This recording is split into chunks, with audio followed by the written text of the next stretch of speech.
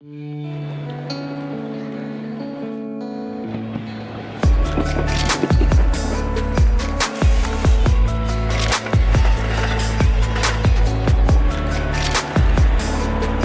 this overpass that I always see when we get the train into Sector Tokyo, and I'm always looking at it thinking there's got to be some shots there. There's so many trains, there's so many tracks coming through, and today we're starting off by exploring that, trying to find it. I think I found it. So I've realized during this trip we've had in Japan, this is the first time I've been shooting photos fully Fujifilm. So on previous trips I've brought my X100F and Canon, and previous before that was shooting just Canon. But this trip, it is just Fujifilm. So I have my X-H1 with me today. My X100F is back at the house. And I'm actually shooting with Elly's 35mm f2 at the moment. And I am in love with this lens. I think I might need to pick myself one up. And also we're filming this, so I'm currently filming on the LUMIX GH5, and Elly is filming on the GH5S. The GH5S has been loaned to us from PANASONIC. They're a current sponsor of the channel. And yeah, we're capturing multi-angle views of this complex walkway. So I kind of want to get shots of trains. There's a surprise, I am a massive... Just gonna wait for the noise, hold on.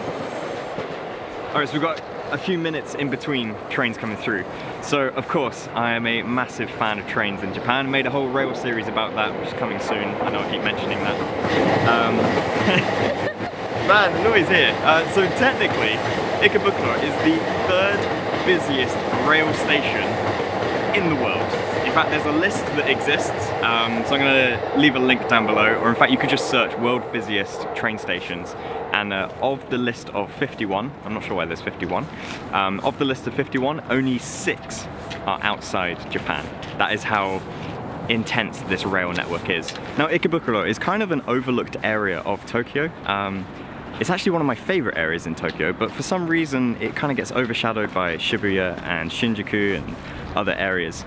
But to me, it kind of is one of the best for a whole host of things. So not only is it incredibly well connected by trains, as I just said, it's the third busiest in the world. It's visually pretty aesthetic as well. I really enjoy the sort of ambience around here. The residential areas are really quiet, just really nice picturesque streets, and we're going to go and head to one of those areas in a moment. It's also fantastic for shopping, so if you do want to capture some great purchases whilst you're here, there's so much in Ikebukuro. There's multiple department stores, and although not all the products will be Japanese, there's just something about Japanese stores that just curates products so well. I really enjoy shopping around here. It's also conveniently located on the way to Elly's family's house, and yeah, it's just in a good spot.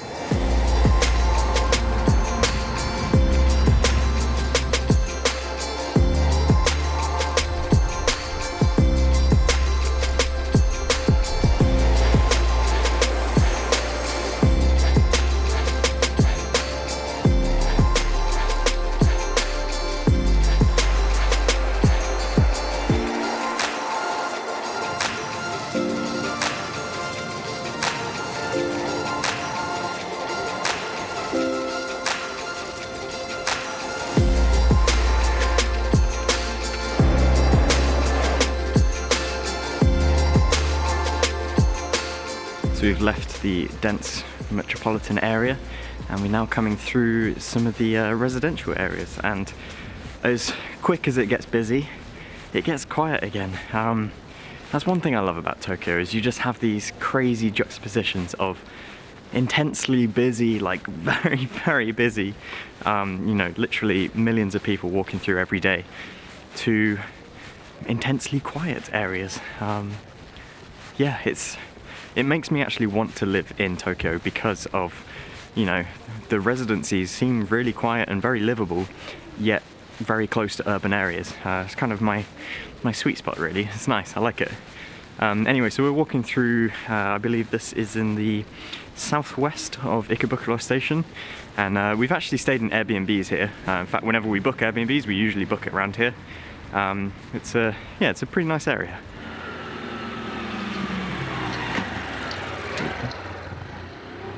So the reason that we've come to this residential area is because dotted in between some of these little tiny streets are level crossings for the railroad. So you can sort of get different perspectives through different lines and other stuff.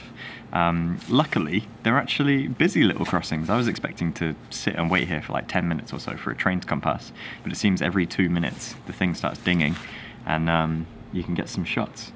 So I've been getting some shots with my 50 to 140, and in fact it's just coming down again, and Elly's down there.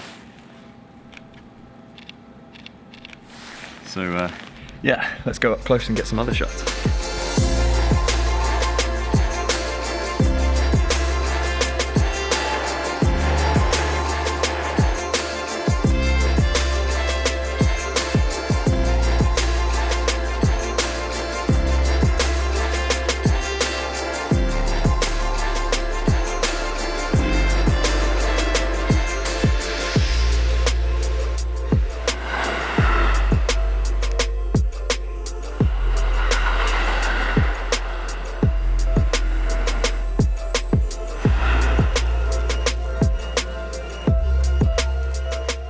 Alright, we're now moving on from the level crossing.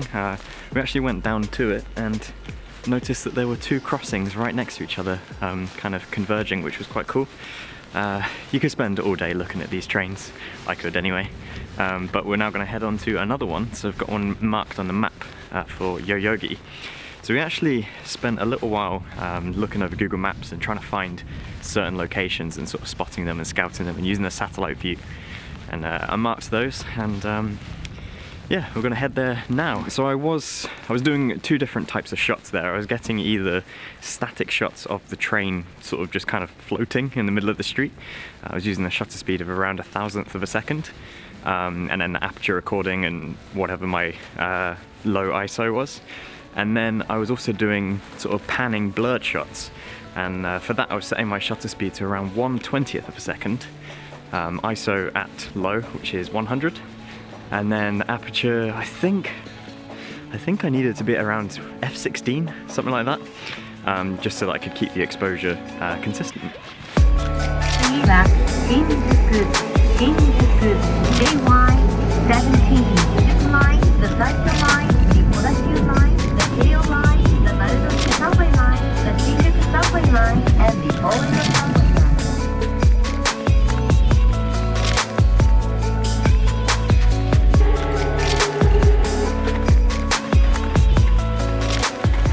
What is this, stop number 3 maybe? We've come to Yoyogi, and we saw this on Google Maps via satellite. In fact, Elly actually found it very quick. I was looking for it because I actually saw this particular area in a stock image site of all things. It was a terrible photo, but the location was great. And I believe this is where we have an intersection with the Yamanote line, which is going above. We just got that going up over there. Hold on a second. So we've got the Yamanote line that goes up above, then we've got the crossroads that comes down here, and I believe even the Narita Express comes through, which is a big beefy train on the way to the airport. I'm going to hopefully try and get a shot of that now.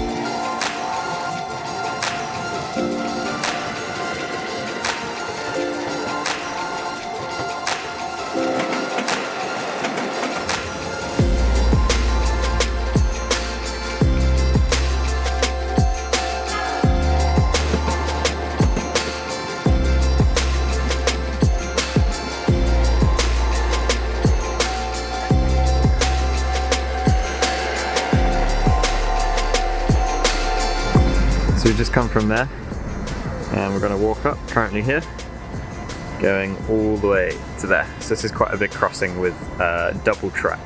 So we just walked up from Yoyogi to this crossroads, which is maybe 2-3 minute walk away, and this is right next to Shinjuku Station. Now, I'd never really appreciated how close those 2 stations were, but I should point out that Shinjuku Station is massive. This is the #1 busiest train station in the world by far. So we've been playing around getting some shots here. It's pretty dark, so we've actually been making most of the GH5S, And I put it in slow-mo and I've been panning, and let me tell you, some of the shots, I am grinning ear to ear. I'm getting some incredible shots here. Elly's been getting some great shots through the tunnels as I've been getting photos. It's really cool. I've had a great time. We've been taking photos of trains, like, I mean, that's not normal, is it? But I'm having the best time. So I highly recommend, if you're coming to Tokyo, definitely get photos of the trains. What else are you gonna do? There's more to do as well. Anyway, so thanks for watching. Make sure you do subscribe, turn on your bell notifications. You'll get notified of those.